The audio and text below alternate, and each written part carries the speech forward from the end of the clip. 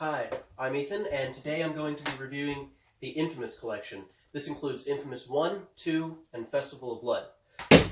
Now, you may ask yourself, Ethan, why are you reviewing a 10-year-old game? Well, 10-year-old games. And it's simple. They're classics. I went back and played them because I was going to get my 100th Platinum. My first was inFamous Second Son, so I figured it'd be cool to go back around and do inFamous 1. And might as well hit 2 in Festival of Blood while I'm at it. So, they're all really good games, and they follow the story of Cole McGrath. Cole McGrath was an ordinary delivery boy when one day he's set to deliver a bomb, although he doesn't know it's a bomb. It goes off, kills everyone in the vicinity, and all of a sudden he has lightning powers. Now in this universe, Cole is what is known as a conduit, they describe it as, which is just a fancy way to say someone with superpowers. So his ability is that he can control lightning, he shoots electricity out of his hand and all that. Now, because of this bomb, a plague was also released, and all of Empire City, which is just the game's version of New York City, is shut down and quarantined. Everyone starts going into anarchy mode, riots are on the street, and it's up to Cole to either save or destroy Empire City. Now, there are choices, as that wording implies. A big part of inFamous is being able to choose whether or not you are a hero or a villain. This is dictated by your karma meter, which is found in the top right of the screen, which, by the way, there wasn't a video last week because I wanted to put more effort in doing all 3 of these games at once, as well as throwing in some visual stimulation. So, your karmatic meter in the top left of the screen, actually, it will dictate whether or not you've made good choices, such as healing civilians, giving food to civilians, or bad choices, such as just killing everyone in your path, and, well, I mean, yeah, that's about all the bad choices are. So, I really like that. It's a unique thing that not a lot of games do. As a matter of fact, this is one of the few games that does do it. I guess Star Wars The Force Unleashed 2 does that. I mean, there's a good and a bad ending, and there are a couple choices throughout, I believe. But this is the only game I can think of in which that's like a main focus. So, Cole is after someone named Kessler. Kessler is the bad guy of this game, essentially. He's, doing a lot of that just generic bad guy stuff, killing people. There's one part in the game where it does that Joker thing. You got so many people here and one person here. Who do you save? Like in The Dark Knight. But he's a fine villain. I mean, there's nothing like too charismatic about him. There is a really cool twist at the end that, although it's an 11-year-old game, 11 years old, I'm actually not going to spoil it because, if you don't know, it's fun. So, you defeat Kessler at the end, obviously. I mean, there's a sequel, so you kind of have to. And he tells you of something called the Beast. The Beast is a giant, fiery man, essentially, that is sweeping down the coast, killing all in his path. This leads us into inFamous 2. Cole travels down to New Marais, which is essentially New Orleans, but in the inFamous universe. And he has to absorb something called blast cores, which are shards of radiation that gave him the power. So those power him up so he can use something called the ray field inhibitor to stop the Beast. And frankly, that's the gist of it. It's not a very story-heavy game. The story's there, it's nice, but it's not the core focus of why you should be buying the games. That is, of course, the gameplay. It's a lot of fun. So, in both inFamous games, you have a certain amount of powers.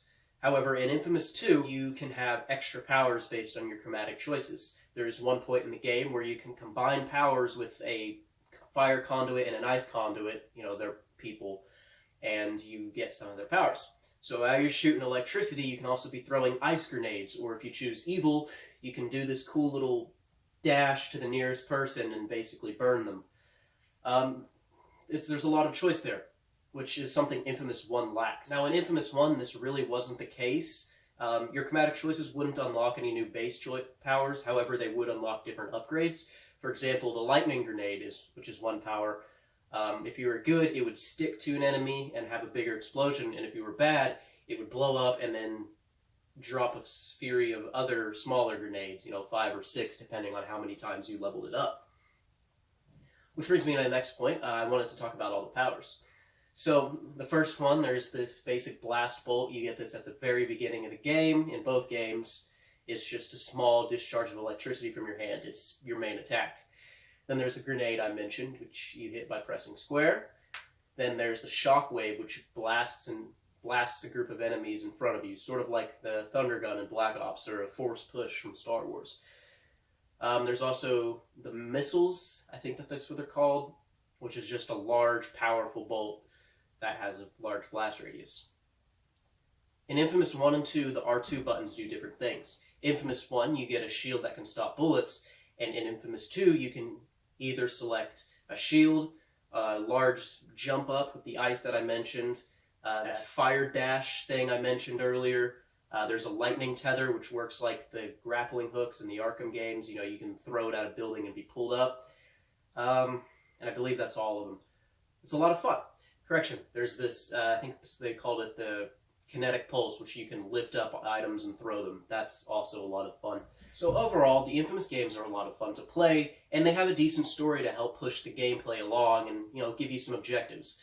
Although the story isn't just tossed aside, you know, there actually are good, memorable moments. The characters, for the most part, are good. There are a couple side characters that don't really matter. Actually, they're a bit more than side characters.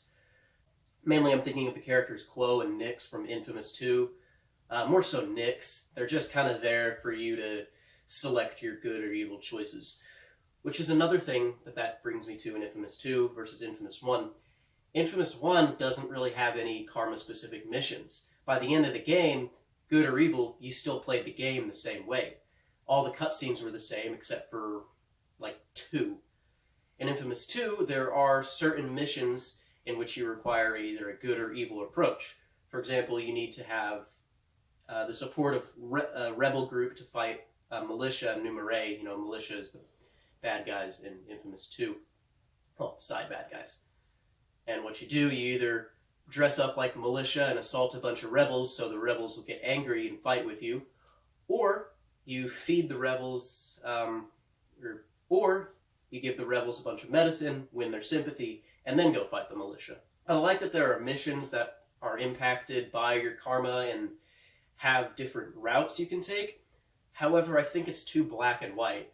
I mean, that one I mentioned, you either give some medicine to people or kill half of them. It's pretty obvious what side's the good and evil choices. I think one way that these games could improve is if the choices were a bit more on the gray area, so you actually have to think like, you know, ooh, which is the good side? But maybe that's not what they were going for. Maybe they were going for, you have to do good, you have to do evil. Because that's certainly how it feels when you play. I've played these games like 6 or 7 times, doing all the good and evil routes, plus a couple times back when they first released. And I never once did a neutral run because the game doesn't really push that. It pushes all good or all evil. Now, the next thing I want to talk about is the 2 main characters of the games, Cole and Zeke. They're really fun to watch, hear dialogue from. Cole is obviously who you play as. Zeke is his best friend. I like Cole's attitude towards things, and Zeke's that comic relief character, sort of. But he does help in the story, you know, he's not completely useless. And I just like the way that they interact with each other. They seem like real friends, you know, it's written well. Now, you may be wondering, why have I not touched upon Festival of Blood yet? And what is Festival of Blood?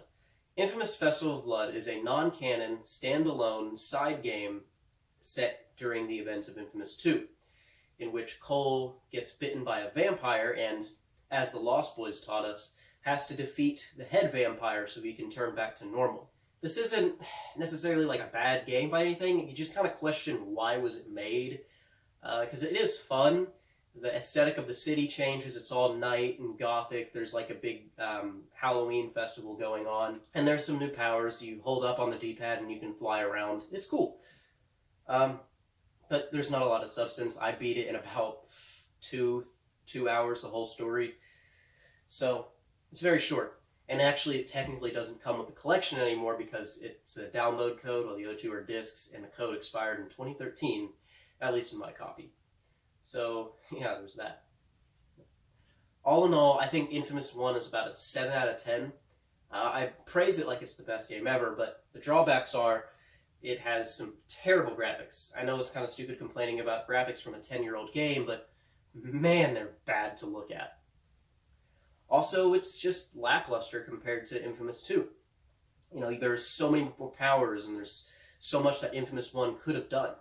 Which is why Infamous 2 is the epitome of a great sequel. It improves so much on what the first did while retaining that same feel and same powers. The story progresses so naturally, and it just looks a lot better. I give Infamous 2 a 9 out of 10. It's an absolute classic. Now, Festival of Blood, I think I'm also going to give a 7 out of 10, because while it runs on the Infamous 2 engine, it's just really short. It's not the full map, you know, you can only explore about half of it. And it's, again, there's just that why factor. The whole time you're playing, you're wondering, why is this a thing? Now, the Infamous Collection is probably available for about $15 or less, which is completely worth it because you get two absolute PlayStation classics that, in my opinion, define what the PlayStation 3 is. See ya.